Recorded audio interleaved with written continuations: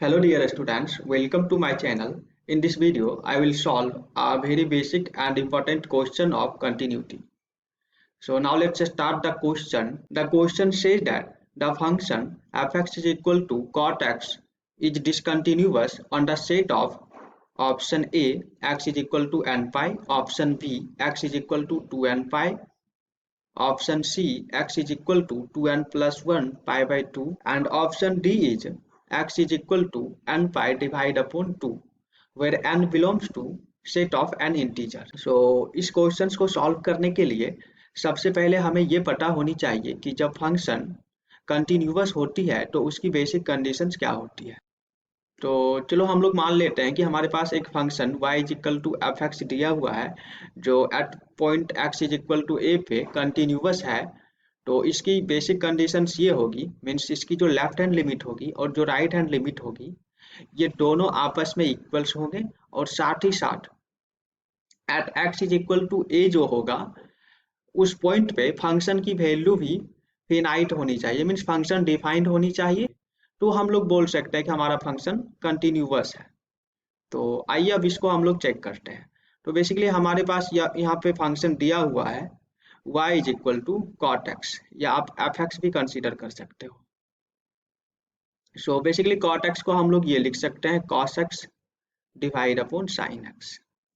और हम लोग को पता है कि कॉस जीरो जो होता है ये 1 होता है, और साइन जीरो जो होता है ये 0 होता है। तो बेसिकली यहाँ से हमारा वैल्यू क्या आ जाएगा, 1/0 मीन्स इन्फिनिटी।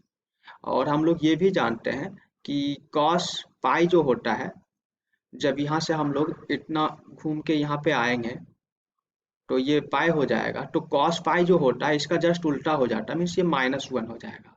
और साइन पाई तो 0 है तो 0 ही होगा, तो साइन पाई जो है ये 0 ही होता है। तो यहाँ से जो हमारा वैल्यू आएगा cos pi divide upon sine pi, ये क्या आ जाएगा -1/0।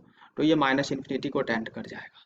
फिर यहाँ से जब वापस से हम लोग cos 2 पाई रखेंगे तो फिर से cos 2 पाई का वैल्यू तो 1 होगा, बट साइन 2 पाई 0 आ जाएगा, मीन्स फिर से हमारा इन्फिनिटी टेंड कर जाएगा। और फिर इसके बाद हम लोग जब cos 3 पाई रखेंगे तो ये वाला वैल्यू तो -1 आएगा, और नीचे वाला वैल्यू मीन्स साइन 2 पाई 0 आ जाएगा। तो यहाँ से फंक्शन हमारा माइनस इन्फिनिटी टेंड कर जाएगा।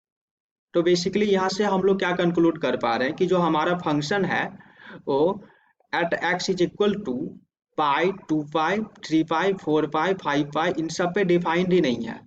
बट यहाँ से हम लोग जनरलाइज करके ये बोल सकते हैं कि n पाई पे हमारा जो फंक्शन है ये तो डिफाइंड ही नहीं है, और जब फंक्शन डिफाइंड नहीं है तो यही इसका क्या हो जाएगा, पॉइंट ऑफ डिसकंटिन्यूटी। तो इसके अकॉर्डिंग हमारा ऑप्शन ए सही आंसर हो जाएगा। बट आप लोग इसे और भी अच्छी तरह से समझना चाहते हैं तो इसकी ग्राफ ड्रॉ करके भी समझ सकते हो। तो बेसिकली कॉट एक्स का ग्राफ कुछ इस टाइप से होता है। तो आइए सबसे पहले हम लोग इस पॉइंट पे, इस पॉइंट पे और इस पॉइंट पे इसका डिसकंटिन्यूटी चेक करते हैं। तो हमारा यहाँ पे लेफ्ट हैंड लिमिट क्या हो जाएगा, मान लो कि हम ये चेक कर रहे हैं कि x is equal to -pi पे फंक्शन कंटिन्यूअस है, तो ये वाली कंडीशन को सेटिस्फाई करनी चाहिए। तो जब हम लेफ्ट हैंड लिमिट की बात करेंगे तो पाई से एक छोटा सा वैल्यू लेंगे, तो पाई से एक छोटा वैल्यू यहाँ पे क्या आ जाएगा, माइनस इन्फिनिटी आ जाएगा।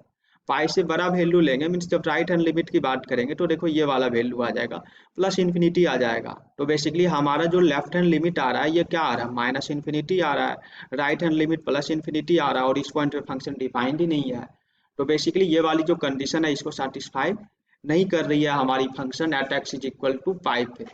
तो हम लोग बोल सकते हैं कि x इज इक्वल टू जो n पाई होगा इस पे हमारा फंक्शन डिसकंटिन्यूअस होगा।